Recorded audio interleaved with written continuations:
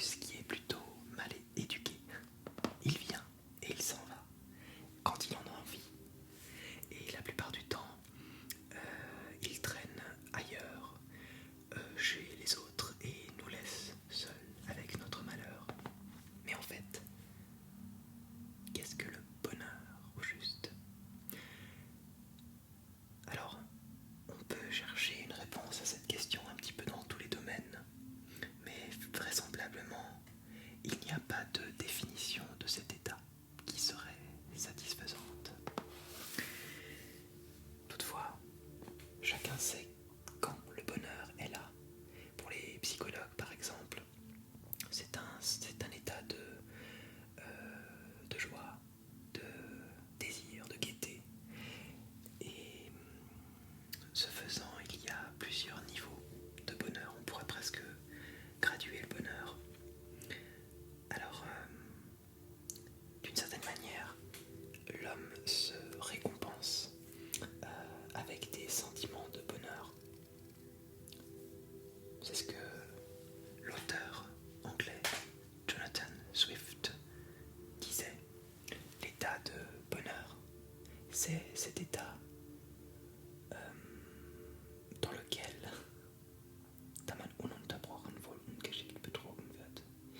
c'est dans lequel on est sans cesse et d'une manière très habile trahi.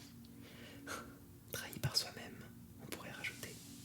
En fait, le bonheur, c'est un état d'autorécompense. Toutefois, il y a dans le cerveau une espèce d'appareil évaluateur qui constate si nous avons mérité cette récompense. Alors plus on va mériter et plus on sera heureux. En fait, la nature, elle a fait les choses ainsi, de telle manière à ce que les moments de bonheur arrivent assez rarement. Alors, du coup, on peut se dire que le bonheur permanent serait nocif. Être heureux tout le temps serait dangereux. C'est ce qu'on peut supposer, mais alors pourquoi? Eh bien c'est tout simple. Parce que tout bonheur qui devient une habitude n'est plus un bonheur. On ne peut pas s'habituer au bonheur. Habitude et bonheur, ça marche pas ensemble. L'habitude, c'est le destructeur par excellence du bonheur.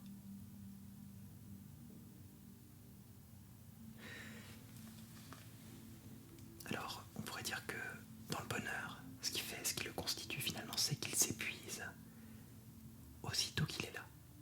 Il est éphémère. En fait, le bonheur, c'est un point culminant. Et tout point culminant se caractérise par le fait qu'il ne peut pas aller plus haut que ce qu'il est. Il ne peut pas atteindre un degré plus fort que ce qu'il a atteint. Chaque mouvement d'un point culminant nous mène en arrière. Alors, Fortuna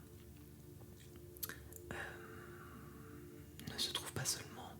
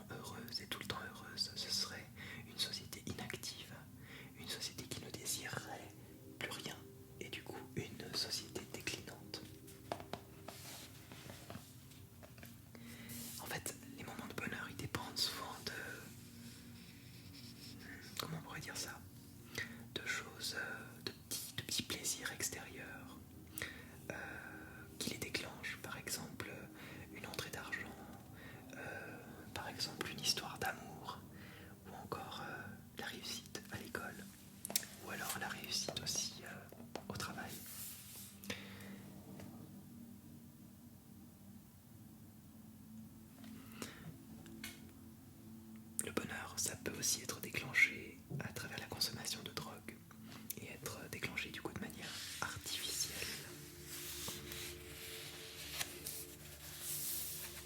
C'est ce qui rend les drogues très dangereuses. L'état de bonheur est un peu, on pourrait presque penser qu'il peut être déclenché comme en appuyant sur un interrupteur. En plus, on devrait rajouter que le bonheur déclenché par la drogue est inhabituellement plus intensif.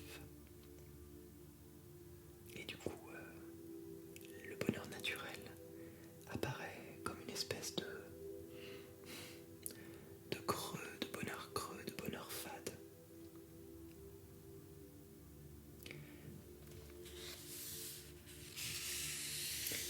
Le fait que l'homme puisse déclencher des états de bonheur par la drogue nous montre que, d'une certaine manière, le bonheur et la chimie sont liés. C'est dur à croire.